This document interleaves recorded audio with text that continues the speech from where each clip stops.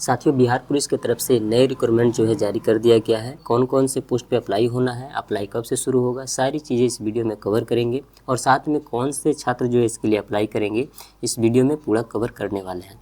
यदि साथियों अगर हमारे चैनल पे नए होंगे तो चैनल को सब्सक्राइब करके बेल आइकन को प्रेस कर लीजिएगा और इस वीडियो को अपने सभी दोस्तों के पास शेयर जरूर कीजिएगा। अब साथियों यहाँ पे आपको देखने को मिल जाएगा कि आप देख सकते हैं रिक्रूटमेंट जो जारी किया गया है। यहाँ पे कांस्टेबल ऑपरेटर के लिए यहाँ पे अप्लाई जो है होना शुरू हो गया है। अब यहाँ पे साथियों आप देख सकते हैं विज्ञापन संख्या 2/2026 आपको देखने को मिलेगा, जिसमें बिहार पुलिस के प्रचालक के पदों की नियुक्ति हेतु सूचना दिया गया है। इसके ऑनलाइन अप्लाई की बात करें साथियों तो ऑनलाइन अप्लाई जो है यहाँ पे आपको देखने को मिल जाएगा। 1 मार्च 2026 से जो है इसका ऑनलाइन अप्लाई जो है शुरू हो जाएगा और आवेदन की अंतिम तिथि की बात करें तो 31 मार्च 2026 जो है रखी गई है। किस पोस्ट के लिए है तो साथियों यहाँ देख सकते हैं बिहार पुलिस दूरसंचार वितंतु एवं तकनीकी अराजक पत्रिका संवर्ग के यानी सिपाही प्रचालक के पद पर जो है निकाला गया है। सिपाही प्रचालक के पद पर जिस वैकेंसी को लिया जा रहा है। अब साथियों इसके लिए क्या क्वालिफिकेशन होने वाला है हम आगे जो है देखने वाले हैं। यहाँ पे आप साथियों देखेंगे इसके लिए जो भी रिक्रूटमेंट निकाला गया है यहाँ पे आपको देखने को मिल जाएंगे। यहाँ पे आप पुलिस रेडियो संगठन में सिपाही प्रचालक के रिक्त पदों पे जो लेवल 3 की जिसमें सैलरी मिलने वाली है। सैलरी साथियों आप देख सकते हैं बहुत ही अच्छी खासी सैलरी होने वाली है, जो 21,700 से लेकर 69,100 रुपये तक की सैलरी मिलेगी। टोटल पोस्ट की बात करें तो 993 टोटल पोस्ट पे भर्तियाँ जो है निकाल के आ गई है, जिसमें कैटेगरी वाइज भर्तियाँ निकाली गई है। अब साथियों कैटेगरी वाइज वैकेंसी तो आपको देखने को मिल जाएंगी कि कहाँ कितने हैं कैटेगरी वाइज वैकेंसी है। तो यहाँ आप देख सकते हैं यहाँ पे कोटि दिया गया है, आरक्षण कोटि दिया गया, पदों की संख्या और बिहार के मूल निवासियों में महिलाओं के लिए 36 आरक्षण भी दिया गया है। यानी महिलाओं के लिए 35% आरक्षण जो है इसमें फिक्स किया गया है। 993 जो पोस्ट है इसमें 35% महिलाएं जो है आवेदन करेंगी। स्वतंत्र सेनानियों के लिए यहाँ पे सीट जो है आरक्षित किया गया है। अब साथियों यहाँ पे हम देख लेते हैं कैटेगरी वाइज जो सीटें दी गई है, किस कैटेगरी के छात्र के लिए कितने सीटें जो है दिया गया है। यहाँ पे साथियों आरक्षण का कोड संख्या आपको देखने को मिल जाएगा कि यहाँ पे जो है आरक्षण का कोड संख्या दिया हुआ है और यहाँ पे रिक्तियों की संख्या बताई गई है। 408 जो है जनरल वर्ग के अप्लाई कर सकते हैं पुरुष अभ्यर्थी और महिलाओं के लिए 143 सीटें जो है इसमें आरक्षित किया गया है। आर्थिक रूप से जो कमजोर वर्ग के होंगे यानी जो EWS के अंतर्गत आते होंगे उनके लिए यहाँ पे 99 सीटें आरक्षित किया गया है पुरुष के लिए और महिलाओं के लिए 35 जो सीटें रखी गई है। SC कैटेगरी के छात्रों के लिए 157 सीटें हैं और SC/ST के लिए वहीं पे 10 सीटें हैं, जिसमें महिलाएं 4 आवेदन कर सकेंगी। EBC के जो कैंडिडेट होंगे 175 सीटें पे आवेदन लिया जाना है और जिसमें 61 जो है महिलाएं आवेदन कर पाएंगी और पिछड़ा वर्ग के 113 सीटें लेकर आ गई है और जिसमें 40 जो है महिलाएं आवेदन कर सकेंगी। वहीं पिछड़ा वर्ग के जो महिलाओं के लिए 31 सीटें जो है आरक्षित किया गया है। अब साथियों यहाँ पे देख सकते हैं कि टोटल जो है 993 पोस्टों पे लिया जाएगा, जिसमें 338 जो है महिलाएं आवेदन कर पाएंगी और स्वतंत्र सेनानी जो है 20 कैंडिडेट जो है अप्लाई कर पाएंगे। अब साथियों यहाँ पे लिखित परीक्षा के लिए कुछ गाइडलाइंस दिया गया है और आगे जो हम बात करेंगे कि इसके लिए क्या क्वालिफिकेशन होने वाला है। सिपाही चालक के पद हेतु जो आवेदन हेतु लिए जाएंगे क्वालिफिकेशन यहाँ पे आपको देखने को मिल जाएगा।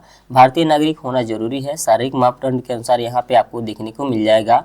हाइट क्या होने वाला है, न्यूनतम सीना क्या होने वाला है तो यहाँ पे आपको देखने को मिल जाएगा। साथियों यहाँ पे गैर आरक्षित पिछड़ा वर्ग और पुरुष अभ्यर्थियों के लिए यानी जनरल और पिछड़ा वर्ग के अभ्यर्थियों के लिए 165 सेंटीमीटर न्यूनतम जो है ऊंचाई रखी गई है। हाइट जो है न्यूनतम 165 सेंटीमीटर होना जरूरी है और सीना की माप जो है बिना फुलाए 81 सेंटीमीटर होना चाहिए। फुलाने के बाद 86 सेंटीमीटर सीने की माप होनी चाहिए। अत्यंत पिछड़ा वर्ग यानी EBC की कैटेगरी के पुरुष अभ्यर्थियों के लिए 160 सेंटीमीटर जो हाइट रखा गया है। बिना फुलाए 81 सेंटीमीटर की सीना होनी चाहिए और फुलाने के बाद 86 सेंटीमीटर सीने की माप होनी चाहिए। अनुसूचित जाति और अनुसूचित जनजाति यानी SC और ST के अभ्यर्थियों के लिए 160 सेंटीमीटर जो हाइट रखा गया है। यानी EBC और SC/ST इन दोनों के लिए 160 सेंटीमीटर हाइट है। जनरल और पिछड़ा वर्ग के अभ्यर्थियों के लिए BC के लिए 165 सेंटीमीटर हाइट रखी गई है। अब साथ ही सीने की माप की बात करें तो अनुसूचित जाति अनुसूचित जनजाति के लिए 79 सेंटीमीटर जो सीने की माप रखी गई है, जो बिना फुलाए होनी चाहिए और फुलाने के बाद 84 सेंटीमीटर सीने की माप होनी चाहिए। महिलाओं के लिए सीने की माप में लागू नहीं किया जाता है, उनका हाइट जो है 155 सेंटीमीटर लिया जाएगा। महिला चाहे जनरल हो, EBC हो, BC हो या SC/ST के कैंडिडेट हो, किसी भी वर्ग की महिला होंगे उनका हाइट जो है 155 सेंटीमीटर लिया जाएगा। अब साथियों यहाँ पे फुलाने के बाद सीने की माप में कम से कम 5 सेंटीमीटर का अंतर होना जरूरी है। अब यहाँ पे साथियों आपको देखने को मिल जाएगा शैक्षणिक अर्हता में, यहाँ पे आपको देखने को भी मिल जाएगा ट्रांसजेंडर के लिए शारीरिक माप महिलाओं के समान ही लिया जाएगा। जो भी ट्रांसजेंडर हो गए उनका जो है शारीरिक माप जो है महिलाओं का माप के समान ही लिया जाएगा। अब शैक्षणिक योग्यता की बात करें तो सिपाही चालक के पदों हेतु इंटरमीडिएट विज्ञान अथवा समकक्ष भौतिक रसायन गणित विज्ञान में न्यूनतम 50% अंक होने चाहिए। यानी इसके लिए साथियों जरूरी है कि आप जो इंटरमीडिएट विज्ञान से किए होंगे, यानी साइंस आपका होना जरूरी है, जिसमें भौतिकी रसायन और गणित जो है न्यूनतम 50% अंक लाना जरूरी है। यानी अगर आपका 50% मार्क्स इंटरमीडिएट में है भौतिकी यानी फिजिक्स केमिस्ट्री और मैथ में, तो आप इस पोस्ट के लिए अप्लाई कर पाएंगे। जो भी रिजर्वेशन कैटेगरी से आते होंगे, जैसे कि अनुसूचित जाति हो गया, अनुसूचित जनजाति हो गया, इनके लिए 45% जो है मार्क्स न्यूनतम रखा गया है। यानी अगर आपका 45% मार्क्स हुआ तो ही आप इसके लिए अप्लाई कर पाएंगे।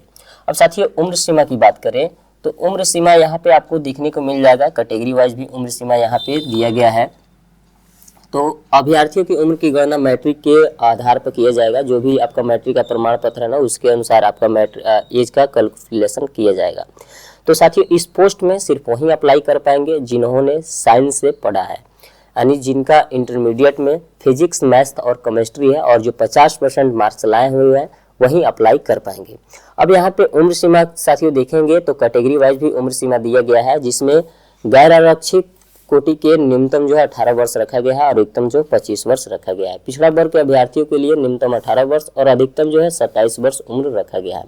यानी बीसी और ईबीसी के छात्र के लिए उम्र जो है कम से कम जो है 18 वर्ष और अधिकतम जो है 27 वर्ष रखा गया है।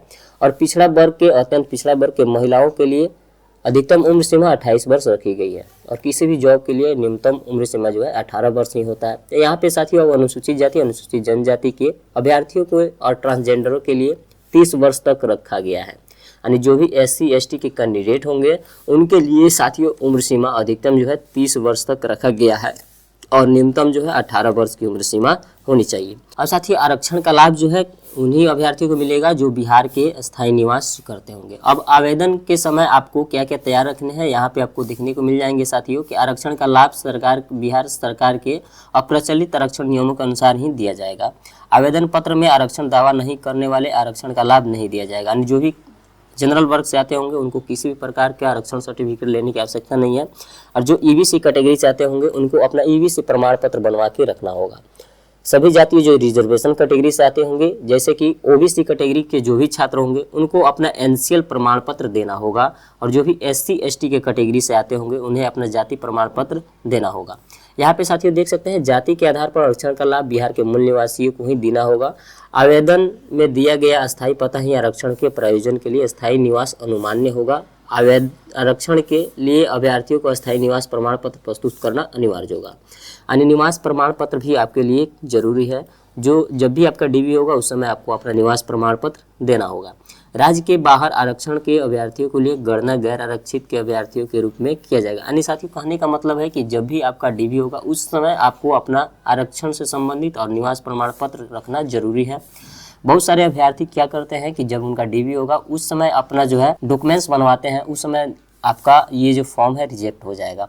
तो सबसे पहले आपको फॉर्म भरने से पहले ही इन सभी को बनवा के रख लेना है, अपना जाति बनवा लेना है और निवास प्रमाण पत्र बनवा लेना है। साथियों यहाँ देख सकते हैं कि ऑनलाइन आवेदन भरते समय उनके पास आरक्षण कोटि के अनुरूप सक्षम पदाधिकारी से निर्गत प्रमाण पत्र उपलब्ध होना जरूरी है। यानी जो भी कैंडिडेट अपना जाति प्रमाण पत्र प्रस्तुत करेंगे उन्हें ही आरक्षण का लाभ जो है दिया जाएगा जो आरक्षण कोटि से आते होंगे। यहाँ पे आप साथियों देख सकते हैं कि इसमें परीक्षा जो है टोटल 2 चरणों में लिया जाएगा। प्रथम चरण में लिखित परीक्षा होने वाला है और यहाँ पे आपका दूसरा चरण में शारीरिक दक्षता परीक्षा होने वाला है। 100 अंकों की लिखित परीक्षा लिया जाएगा और प्रत्येक सही उत्तर के लिए 1 अंक दिया जाएगा। प्रश्नों की संख्या टोटल कितनी होगी? 100 अंक की टोटल परीक्षा और 100 प्रश्न होंगे और OMR सीट पर आधारित जो है इसका परीक्षा लिया जाएगा और ऑफलाइन मोड से इसका एग्जाम होने वाला है।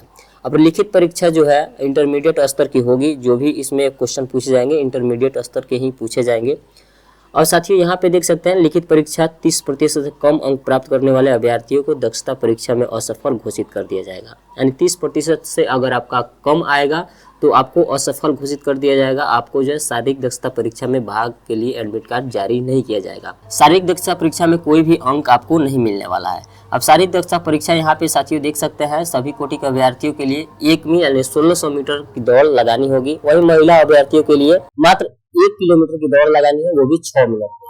जो पुरुष अभ्यर्थी होंगे किसी भी कैटेगरी के होंगे 1600 मीटर की दौड़ लगानी है, जो 6 मिनट में पूरा करना है। अब साथियों यहाँ पे देखेंगे अभ्यर्थियों को शारीरिक दक्षता के लिए परीक्षाओं में अनिवार्य होना आवश्यक है। यहाँ पे आप देखेंगे कि ऊंची कूद के लिए पुरुष अभ्यर्थियों के लिए यहाँ पे 3 फीट 6 इंच रखा गया है और गोला फेंक के लिए 16 पाउंड है, जो 15 फीट फेंकना है। और सभी महिला अभ्यर्थियों के लिए ऊंची कूद के लिए 2 फीट 6 इंच रखा गया है और गोला फेंक 12 पाउंड का, जो 8 फीट के आसपास में फेंकना होता है। साथियों इस प्रकार से यहाँ पे आपको देखने को मिल जाएगा। और तीसरा चरण जो है आपका दस्तावेज वेरिफिकेशन का रखा गया है।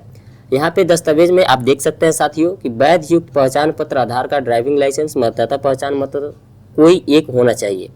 अब जन्म तिथि प्रमाण के लिए मैट्रिक का सर्टिफिकेट आप दे सकते हैं। इंटरमीडिएट या समकक्ष प्रमाण पत्र आपको देना होगा। इंटरमीडिएट का समकक्ष अंक पत्र देना होगा, यानी सर्टिफिकेट और मार्कशीट दोनों देना होगा। अनुसूचित जाति अनुसूचित जनजाति के अभ्यर्थियों के लिए सक्षम प्राधिकार द्वारा निर्गत जो है प्रमाण पत्र होना चाहिए, अस्थायी आवास प्रमाण पत्र होना चाहिए। और पिछड़ा वर्ग के और अत्यंत पिछड़ा वर्ग के अभ्यर्थियों के लिए यहाँ पे आप देख सकते हैं सक्षम प्राधिकार द्वारा निर्गत जो है प्रमाण पत्र होना चाहिए। जाति प्रमाण पत्र, आवासीय प्रमाण पत्र जरूरी है। उसके लिए आपको क्रीमी लेयर प्रमाण पत्र भी देना होगा। 1 वर्ष से पूर्व निर्गत क्रीमी लेयर प्रमाण पत्र रहने की स्थिति में आपको जो है यहाँ पे आप पत्रांक संख्या देखने को मिल जाएगा। फॉर्म इतना को भर कर संलग्न करना अनिवार्य होगा। यानी 1 वर्ष से पहले का अगर आपका सर्टिफिकेट है तो आपको फॉर्म जो है इसको लगाना अनिवार्य होगा। तो आर्थिक रूप से जो कमजोर वर्ग के अभ्यर्थी होंगे उनको जो है 24 से 25 के लिए बिहार सरकार की अधिसूचना इतना के साथ संलग्न अनुसूची प्रपत्र 1 से निर्गत प्रमाण पत्र होना जरूरी है। अस्थायी निवास प्रमाण पत्र जरूरी है साथियों। अब ट्रांसजेंडर के लिए यहाँ पे आपको देखने को मिल जाएंगे मेधा सूची। साथियों इन सभी को क्वालिफिकेशन करने के बाद आपका मेधा सूची तैयार किया जाएगा। उसके बाद ही आप सभी का जो है ज्वाइनिंग हो पाएगा, जो भी कैंडिडेट का मेधा सूची में नाम आए। अब साथियों आवेदन शुल्क की बात करें तो आवेदन शुल्क यहाँ पे देख सकते हैं सभी कोटि के अभ्यर्थियों के लिए आवेदन शुल्क मात्र 100 रुपये रखा गया है। चाहे आप जनरल हो, EBC हो या किसी भी कैटेगरी से बिलोंग करते हो, चाहे आप महिला हो, सभी को आवेदन शुल्क जो है 100 रुपये देने होंगे। एज कैलकुलेशन साथियों 1/8/2026 के आधार पर जो है किया जाएगा। यानी 1/8/2026 को आपका उम्र जो है 18 वर्ष अगर हो रहा होगा तो आप इस फॉर्म को अप्लाई कर सकते हैं। यानी अभी आपका 18 वर्ष से कम है तो भी आप फॉर्म को भर सकते हैं। साथियों इस प्रकार के इन्फॉर्मेशन के साथ बने रहिए। मिलता है साथियों अगले वीडियो में, तब तक के लिए जय हिंद, वंदे मातरम।